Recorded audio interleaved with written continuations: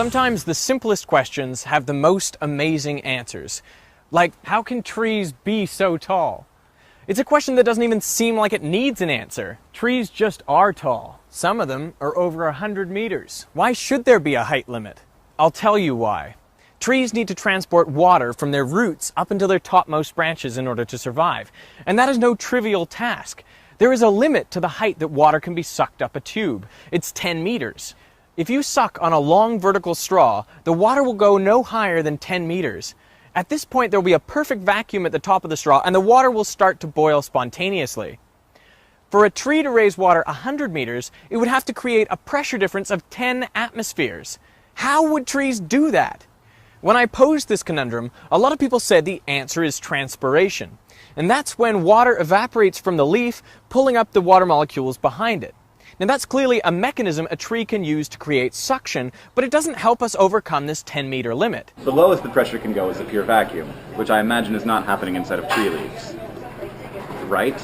Right, Hank. So you might suspect that a tree does not contain continuous straw-like tubes. The tree effectively has valves in it, so you don't have a column of water. This big tube, which you're saying needs to be filled with water, is actually made up of cells.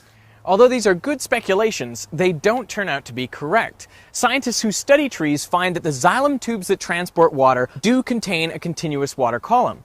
So how else could the tree transport water from the roots to the leaves? They don't suck. They don't use a vacuum. Okay, so how do they do it? Squeezing like a cow, like you're squeezing a cow udder all the way up. There's little tree muscles in there. Yeah. Besides being a giant waste of energy, all of the cells that make up the xylem tubes are dead. What about osmotic pressure? If there is more solute in the roots than in the surrounding soil, water would be pushed up the tree. But some trees live in mangroves where the water is so salty that osmotic pressure actually acts in the other direction, so the tree needs additional pressure to suck water into the tree. Then it must be capillary action. The thinner the tube, the higher the water can climb. But the tubes in a tree are too wide. At 20 to 200 micrometers in diameter, water should rise less than a meter. So how do trees do it? Well, one of the assumptions we made is wrong. The lowest the pressure can go is a pure vacuum. Pure vacuum. Pure vacuum. In a gas, this is true. When you eliminate all of the gas molecules, the pressure is zero, and you have a perfect vacuum. But in a liquid, you can go lower than zero pressure and actually get negative pressures. In a solid, we would think of this as tension. This means that the molecules are pulling on each other and their surroundings. As the water evaporates from the pores of the cell wall, they create immense negative pressures of minus 15 atmospheres in an average tree. Think about the air-water interface at the pore. There is 1 atmosphere of pressure pushing in and negative 15 atmospheres of suction on the other side. So why doesn't the meniscus break? Because the pores are tiny, only 2 to 5 nanometers in diameter. At this scale, water's high surface tension ensures the air-water boundary can withstand huge pressures without caving. As you move down the tree, the pressure increases up to atmospheric at the roots. So you can have a large pressure difference between the top and the bottom of the tree because the pressure at the top is so negative. But hang on, if the pressure at the top is negative 15 atmospheres, shouldn't the water be boiling? Yes, it should. But changing phase from liquid to gas requires activation energy, and that can come in the form of a nucleation site, like a tiny air bubble.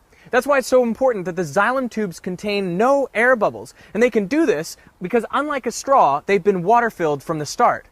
This way, water remains in the metastable liquid state when it really should be boiling.